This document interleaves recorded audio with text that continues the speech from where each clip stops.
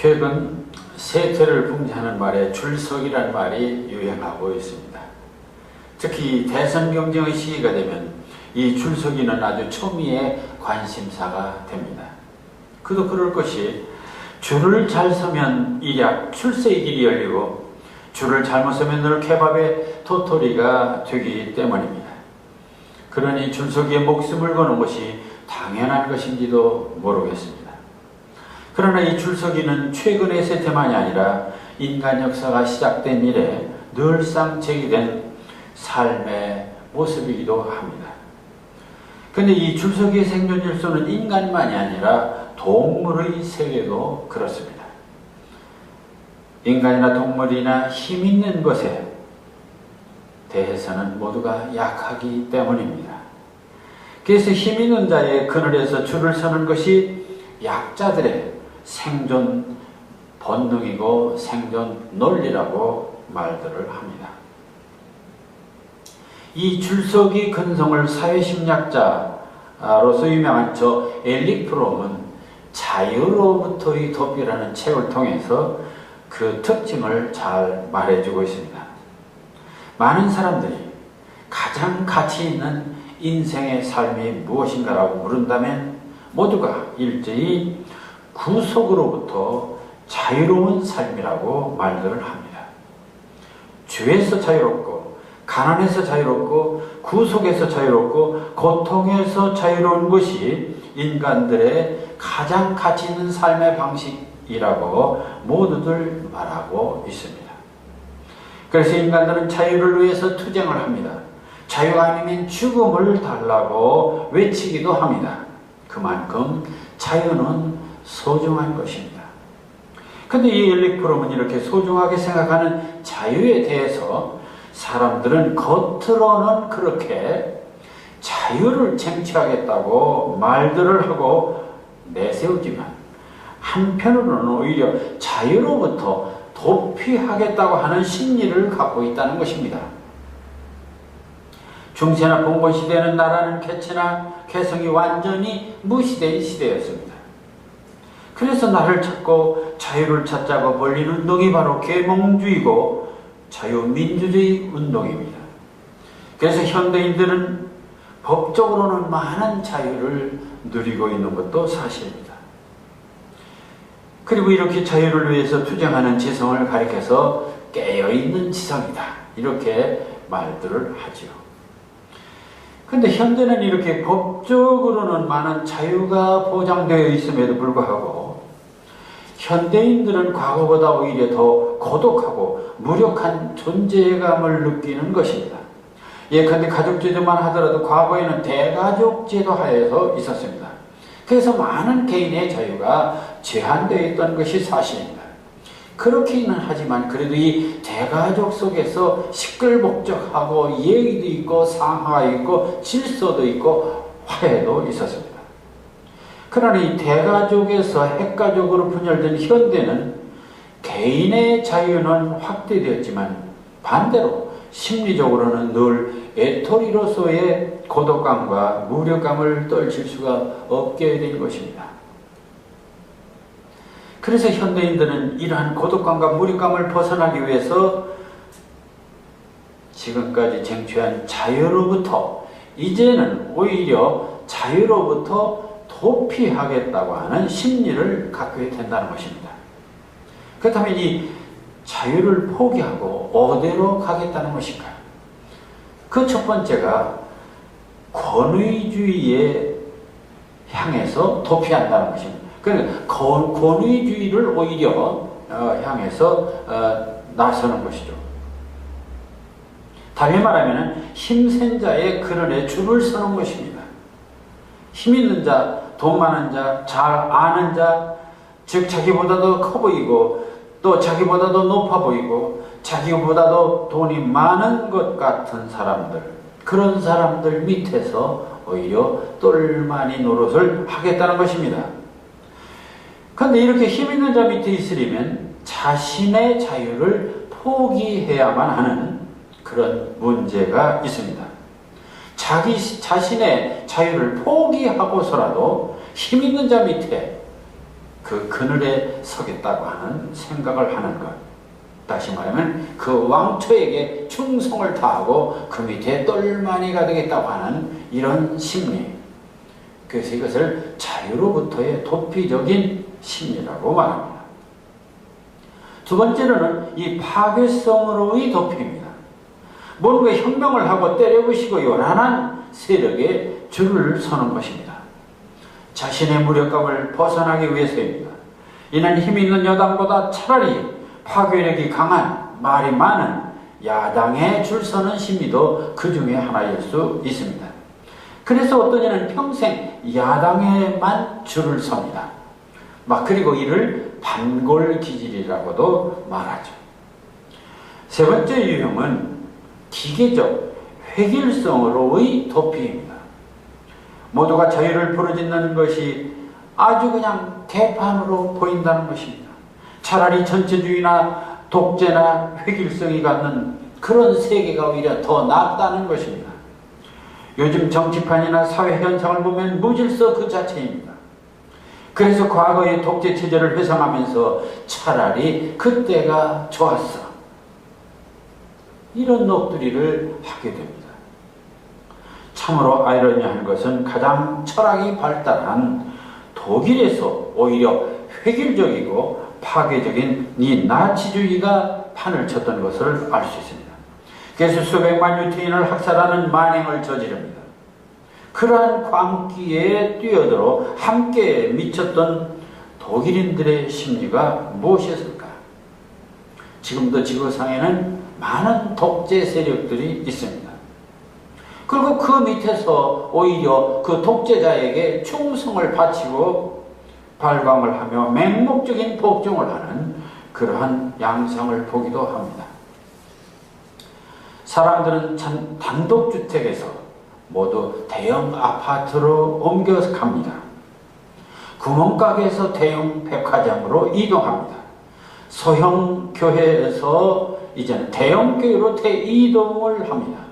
말로는 모두가 개성적이고 그리고 차별성이니 독자성이니 자유니 하면서도 오늘의 문명은, 오늘의 사회심리는 권위주의로, 파괴주의로 그리고 획일주의에 줄서기에 바쁜 것이 사실입니다. 왜 줄서기에 바쁜가? 권위주의 밑에 줄을 서면 개인의 자유는 유보되지만 고독감에서 벗어날 수 있는 것이라는 환상 때문입니다. 뭔가 안정감이 있으리라는 그런 기대 때문입니다. 쉽게 이득을 취할 수 있으려는 계산 때문입니다. 파괴주의 줄을 서면 무력감에서 벗어날 수 있을 거리라는 그런 또 생각을 합니다. 뭔가 존재감을 느낄 수 있을 것이라는 생각입니다.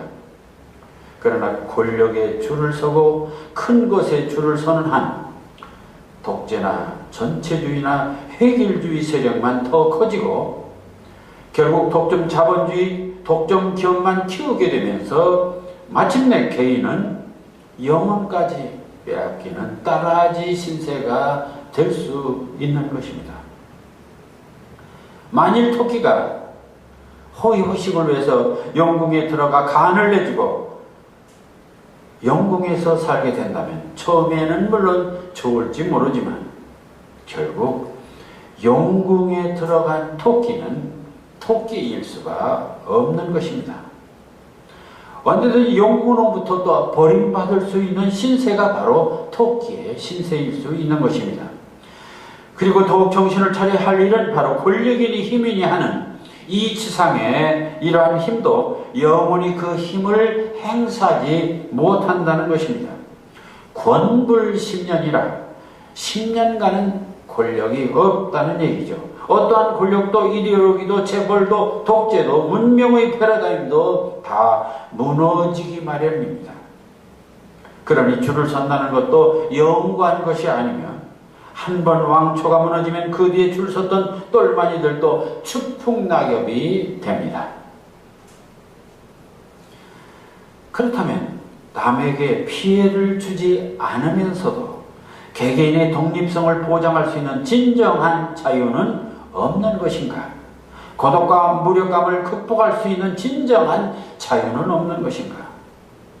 이 점에 대해서 에릭 프롬은 자유로부터 도피라는 이 모순된 소극적 자유가 아니라 오히려 적극적인 자유를 제창합니다. 그는 권력에서 줄 서는 자유는 소극적인 자유라는 것입니다. 그렇다면 적극적인 자유란 무엇인가? 그것도 권력이나 힘에 의지하지 않고 그러면서도 고독과 무력감에서 벗어날 수 있는 이 적극적인 자유, 아주 이상적인 자유를 씻습니다. 그것을 그는 이렇게 말합니다. 무엇으로부터의 자유. 우리는 늘 그렇습니다. 구속으로부터의 자유, 가난으로부터의 자유. 늘 그렇게 이거 프리덤 프롬 무엇으로부터의 자유. 그리 생각했는데 정말 적극적인 자유는 무엇으로부터의 프리덤 프롬이 아니고 무엇을 향한 자유, 프리덤 투가 적극적인 자유라고 말을 하고 있습니다. 근데 지상에서 그런 자유가 가능한 것인가? 이론적으로는 가능하지만 현실적으로는 불가능한 것입니다. 그 이유는 누구나 완전한 존재가 아니기 때문입니다. 이 지상에는 어떠한 권력도 어떠한 진리도 완전하지 못하기 때문에 프리덤 투가 불가능합니다. 그러니까 무엇을 향한 자유는 불가능합니다. 모두가 정의와 평화를 향한 자유를 외치지만은 진정한 평화와 진정한 정의가 과연 이 땅에서 실현될 수 있는가? 이 불완전한 인간들이 그것을 실현할 수 있는 것인가? 완전한 권력, 완전한 진리가 아니면 완전한 자유, 일프로이 말하는 이 적극적인 자유는 불가능한 것입니다. 그런데 이 지상에는 완전한 진리, 완전한 자유가 보장될 수가 없는 것입니다. 세상에는 그처럼 완전한 권력도 완전한 진리도 존재하지 않기 때문입니다. 여기에 바로 하나님의 존재 이유가 있는 것입니다. 하나님의 말씀, 예수 그리스도의 십자가와 부활이야말로 완전한 권력이고 완전한 진리가 되기 때문입니다. 그래서 주님은 진리가 너희를 자유케 하리라. 도대체 이 세상에서 그 어떠한 진리도 우리를 완전히 자유롭게 할 수 없습니다. 그런데 예수 그리스도는 진리가 너희를 자유케 하리라. 그렇다면 이 진리는 어떤 진리인가요? 여기서 진리는 완전한 진리이신 예수 그리스도를 말하는 것이며 그를 통해서만 참 자유를 누릴 수 있다는 말입니다. 이는 줄서기에 있어서도 그렇습니다. 이 지상의 어떠한 권력도 믿을 만한 출석이 대상이 되지 못합니다. 왜냐하면 이 지상의 모든 권력은 모두가 바람처럼 무상한 덧없는 것이기 때문입니다. 그렇다면 누구에게 줄을 서야 할까? 그것은 바로 완전한 권력이 되시는 주님 뒤에 줄을 서야 하는 것입니다. 왜냐하면 주님은 선한 목자이기 때문입니다. 선한 목자에게 줄을 서면 각자의 자유가 확실하게 보장됩니다. 고독과 무력감도 극복될 수 있습니다. 왜 그럴까요? 그 해답을 오늘 읽은 본문 말씀이 우리에게 분명히 밝혀주고 있습니다. 요한복음 10장은 선한 목자에 대한 비유를 통해서 예수 그리스도가 바로 하나님의 아들일 뿐만 아니라 인류를 구원하실 구원자라는 사실을 설교하신 내용입니다. 사실 복음서는 모두 예수 그리스도가 구세주임을 증거하는 말씀입니다. 또한 성경 66권 전체의 주제가 바로 예수 그리스도에 대한 증거이기도 합니다. 그러나 요한복음은 그 중에서도 예수 그리스도가 하나님의 아들이시고 태초부터 계셨고 이제는 인류 구원을 위해서 성육신하시어 십자가와 부활로 구원을 완성하실 것임을 가장 체계 있게 제시했기 때문에 그래서 이것을 요한신학이다 라고까지 말하고 있습니다. 오늘 우리가 봉독한 10장에서는 바로 이 선한 목자를 비유로 해서 선한 목자인 나를 따르는 자, 나에게 줄을 서는 자만이 참 자유를 얻고 참 구원을 받을 수 있다는 사실을 말씀하고 있습니다. 선한 목자에 대한 이미지, 이미 구약에서도 누누이 표현된 이미지고, 특히 시편 23편에서는 여호와는 나의 목자시니라는 정말 이 유명한 시에서도 잘 드러나고 있습니다. 참 성경이 목자 이미지를 자주 사용하게 된 것은 바로 유대민족이 유목민족이기 때문에 친근감 있고 설득력 있는 이미지가 됩니다. 목자는 양들을 지키고 양들을 키우는 절대적인 존재입니다. 양들은 귀는 밝지만 눈이 흐려서 5m 밖을 잘 보지 못한다고 말합니다. 그런데다 고집이 세고 아주 보수적입니다. 그래서 적이 오는 곳을 보지 못하고 한 번 풀을 뜯는 곳에서만 계속 풀을 뜯습니다. 따라서 누군가가 적을 막아주고 그리고 새로운 푸른 초장으로 인도하지 않으면 양들은 그냥 죽고 만다는 것입니다. 그래서 목자가 꼭 필요합니다. 이러한 목자와 양의 관계를 구약에서는 하나님과 이스라엘 민족을 비유한 바가 있습니다. 그래서 주님과 인간 관계를 그냥 일반적인 목자와 양의 관계로 비유할 일이죠. 왜 본문에서는 선한 목자와 양의 관계를 비유했을까요? 본문의 키워드는 일반적인 목자의 개념이 아니라 바로 선한 목자라는 것. 선한 목자에 대한 독특한 문맥을 이해하는 것이 바로 이 본문의 핵심입니다. 선한 목자라는 말에는 선하지 않은 목자가 있다는 사실을 전제합니다. 사실 성경에서 선하지 않은 목자에 대한 말씀이 있는가? 네, 있습니다. 도대체 어떠한 목자가 선하지 않은 목자인가? 구약의 에스겔서 34장 1절에서 6절은 이렇게 기록하고 있습니다. 주 여호와께서 이같이 말씀하시되 자기만 먹는 이스라엘 목자들은 화 있을진저 목자들이 양떼를 먹이는 것이 마땅하지 아니하냐? 너희가 살진 양을 잡아 그 기름을 먹으며 그 털을 입되 양떼는 먹이지 아니하는도다. 너희가 연약한 자를 강하게 아니하며 병든 자를 고치지 아니하며 상한 자를 싸매 주지 아니하며 쫓기는 자를 돌아오게 하지 아니하며 잃어버린 자를 찾지 아니하고 다만 포악으로 그것들을 다스렸도다. 목자가 없으므로 그것들이 흩어지고 흩어져서 모든 짐승의 밥이 되었도다. 내 양떼가 모든 산과 높은 맷뿌리마다 유리되었고 내 양떼가 온 지면에 흩어졌으되 찾고 찾는 자가 없어도다. 내 양떼가 모두 흩어지고 정말 핍박받고 그렇습니다.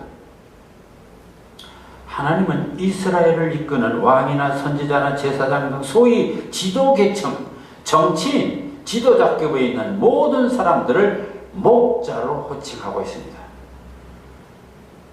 그리고 이들은 목자의 책임을 다해야 했지만은 역사적으로 할 때 그 책임을 다하지 못했습니다.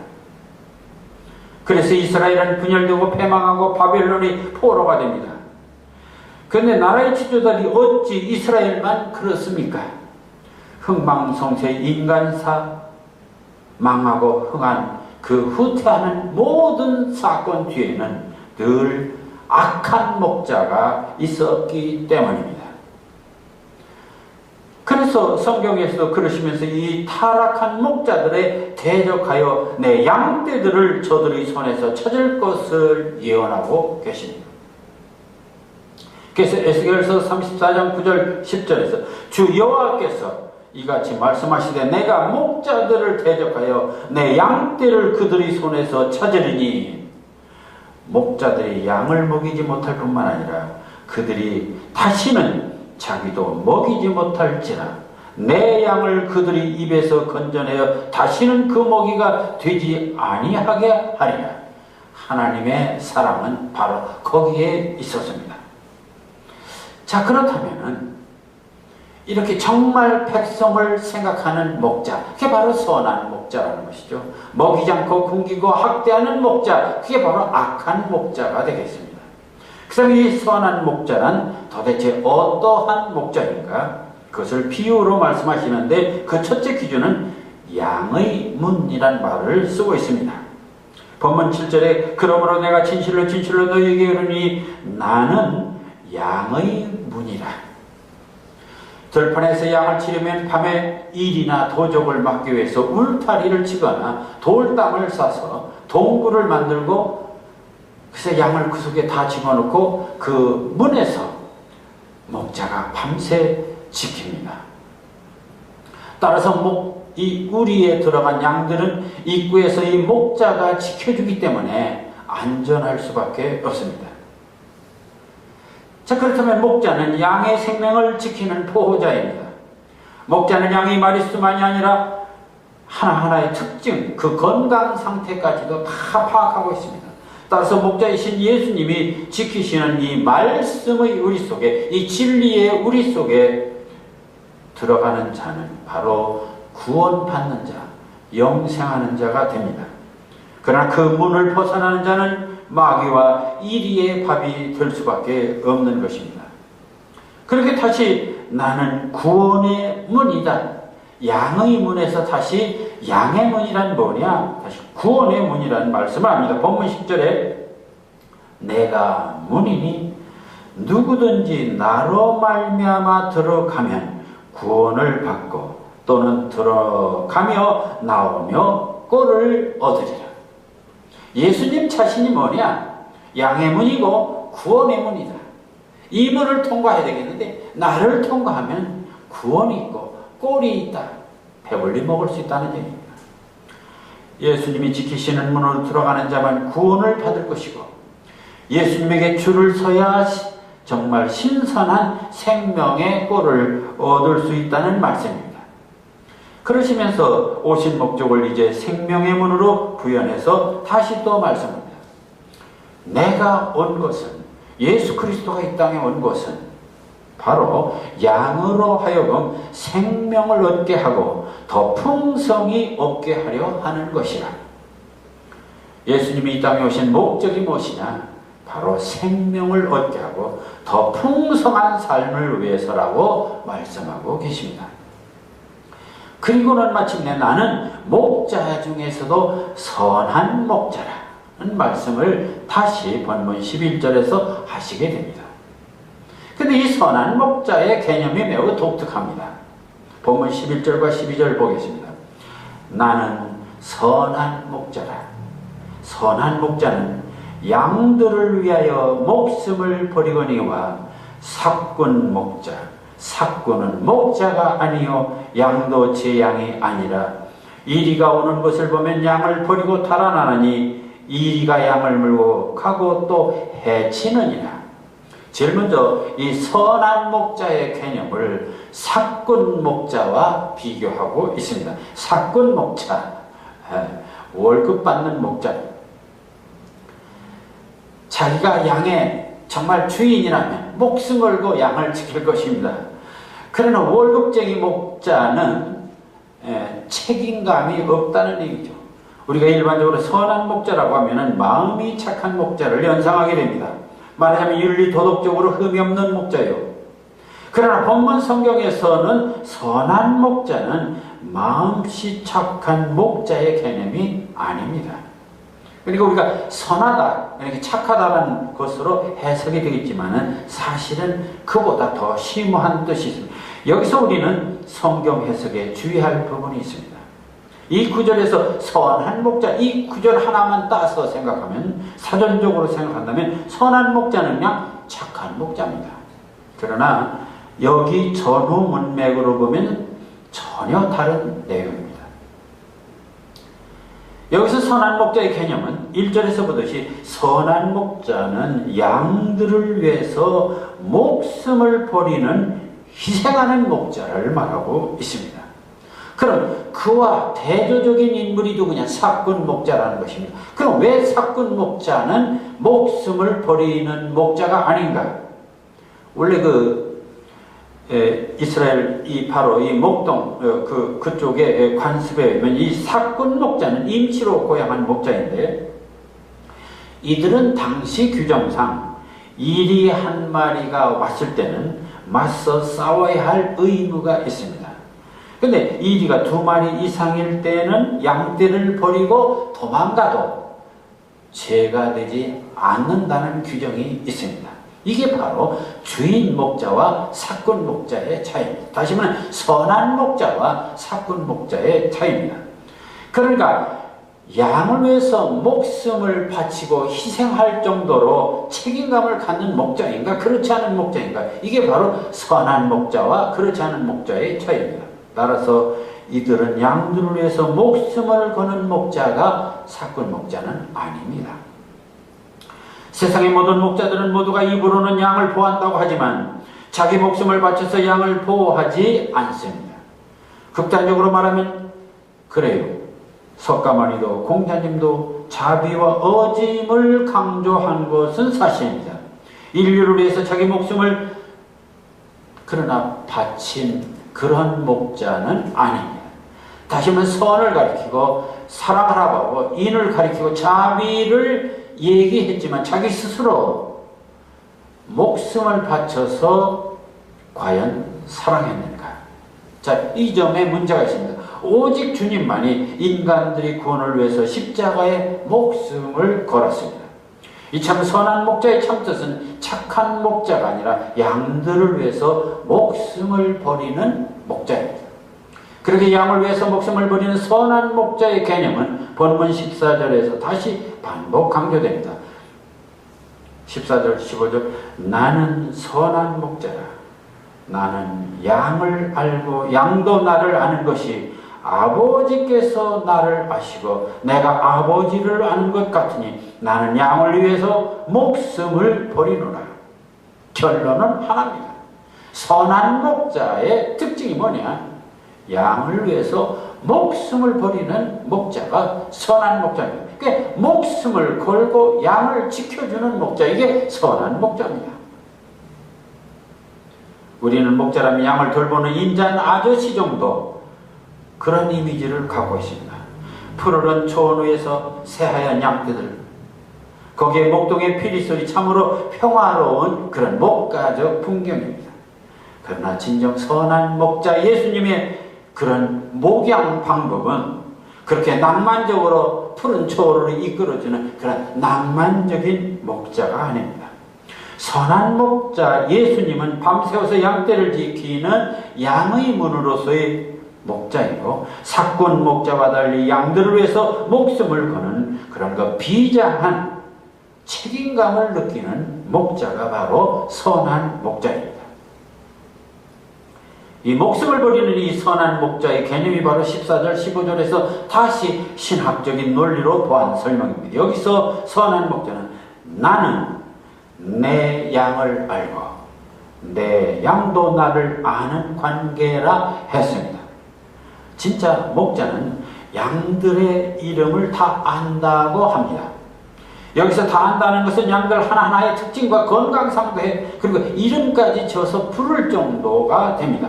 뿐만 아니라 양들은 자신을 이끄는 목자를 또 잘 압니다. 자기 이름을 부르면 알아듣는 게 목자와 양들의 관계라고 합니다. 한마디로 목자와 일심동체의 관계입니다. 이는 신앙적으로 대단히 중요한 비유입니다. 우리가 주님을 믿는다는 것이 무엇인가?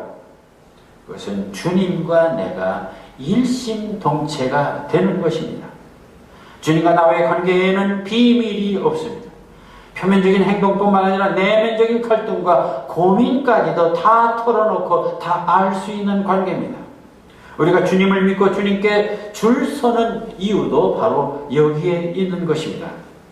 목자와 양의 이러한 관계는 다시 하나님과 예수님, 아버지와 아들의 관계로 확대됩니다.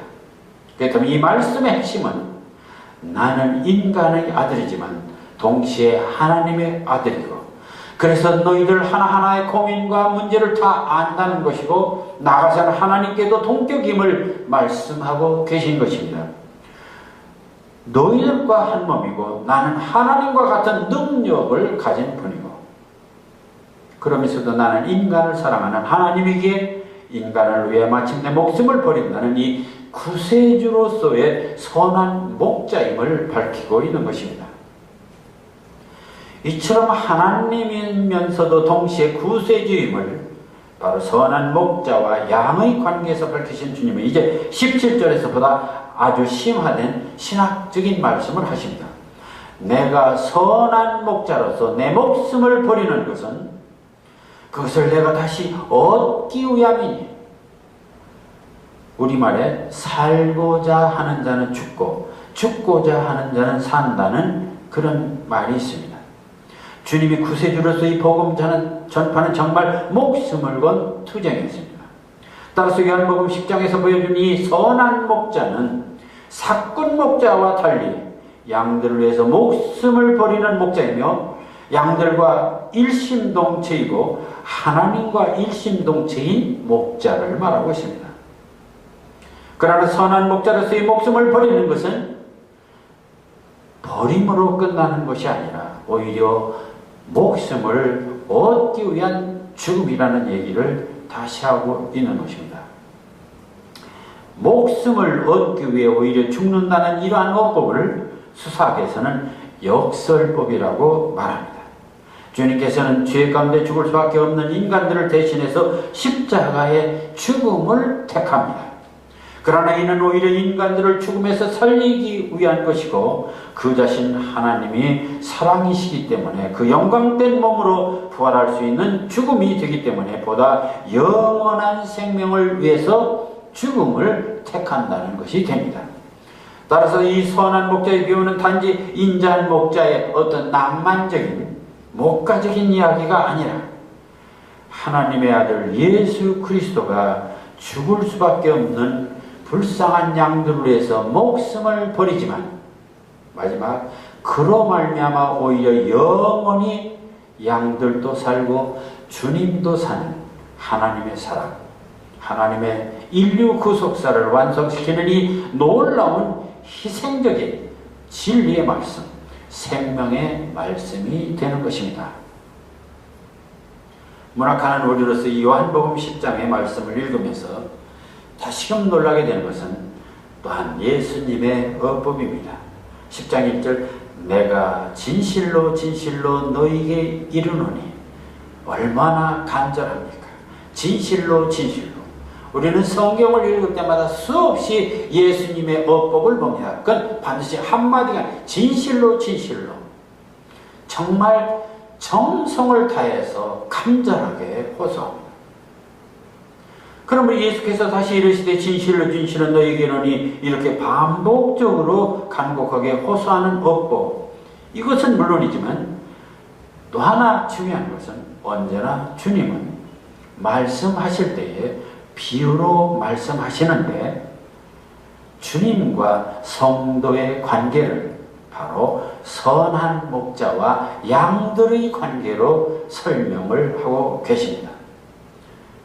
이 선한 목자와 양, 이것은 한마디로 메타포입니다. 이렇게 놀라운 시적 메타포를 통해서 말씀하시는 이 주님의 어법, 이것을 통해서 또 한 번 주님의 그 시적인 표현력을 새삼 확인하게 됩니다. 특히 당신이 선한 목자라는 이 주제를 형상화하기 위해서, 더 구체화하기 위해서 어떤 선한 목자냐? 나는 양의 문이다. 양들을 지키는 문직이다. 그 다음에 나는 사꾼 목자가 아니라 정말 선한 목자다. 자, 이런 어법을 통해서 그 간절하고 지극한 사랑을 표현하고 있습니다만은 이런 것들을 통해서 정말 그 문장 표현 방법도 대단히 정말 감동적인 문장 형식을 취하고 있다는 것입니다. 주님은 이렇게 집요하게 그리고 철저하게 선한 목자의 비유를 통해서 주님이 하나님의 아들이고 인류를 구원하시기 위해서 십자가에 달리시고 부활하실 것을 분명하게 밝히시지만 문제는 당시 유대인들은 이 말씀을 알아듣지 못하고 믿지 않았습니다. 그때 주님은 이렇게 말씀하십니다. 요한복음 10장 26절 너희가 내 양이 아니므로 믿지 아니하는도다. 왜 예수를 믿지 않는가? 왜 하나님을 믿지 않는가? 너희들은 하나님의 양이 아니고 주님의 양이 아니기 때문에 그렇다는 것입니다. 그러시면서 다시 말씀하십니다.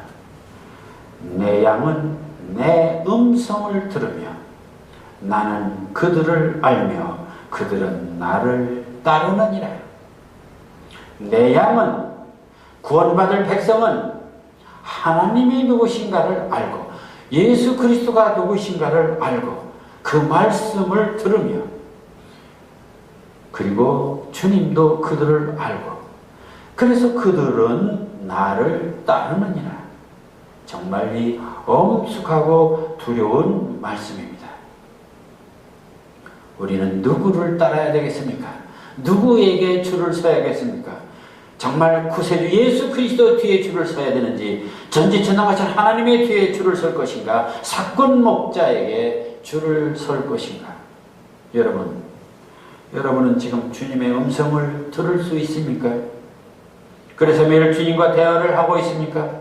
만일 그렇다면 여러분들은 분명히 주님의 양임에 틀림없습니다. 그러나 주님의 음성을 듣지 못한다면 그는 주님의 양이 아닙니다. 그리고 지금 여러분은 누구에게 줄을 서고 있습니까? 부자입니까? 권력자입니까? 정치입니까? 명예입니까? 오늘의 문명입니까? 인기입니까? 현금입니까? 아니면 욕심입니까? 이데올로기입니까? 사건 목자입니까? 내 양은 내 음성을 들음으로 나는 그들을 알며 그들은 나를 따른다 했습니다. 선한 목자 예수님께서 줄 서 있는 성도는 예수님의 음성을 들을 줄 압니다. 예수님도 나의 머리에서 발끝까지 다 아십니다. 그래서 예수님과 일심동체가 됩니다. 여러분은 지금 예수님과 일심동체입니까? 줄서기 분명히 해야 하겠습니다. 도대체 크리스찬이란 무엇이며 그리고 크리스찬문이란 무엇인가? 주님의 음성을 듣지 못하는 크리스찬, 주님의 음성이 없는 문장, 주님이 알아듣지 못하는 그런 시, 그건 모두 사건 목자를 따르는 양들의 행동이라고밖에 할 수가 없습니다. 저는 목자가 계신 이 초원의 양들을 보면서 목자의 뜰, 이런 제목으로 시를 써 보았습니다. 목자의 뜰. 목자의 옷깃이 나부끼는 봄길 사이로 꽃들이 흐드러지고 있다.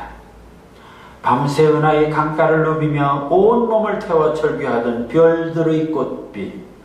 새벽이면 산맥의 등성을 타고 내려와 외로운 길가에 풀잎에 숨는다.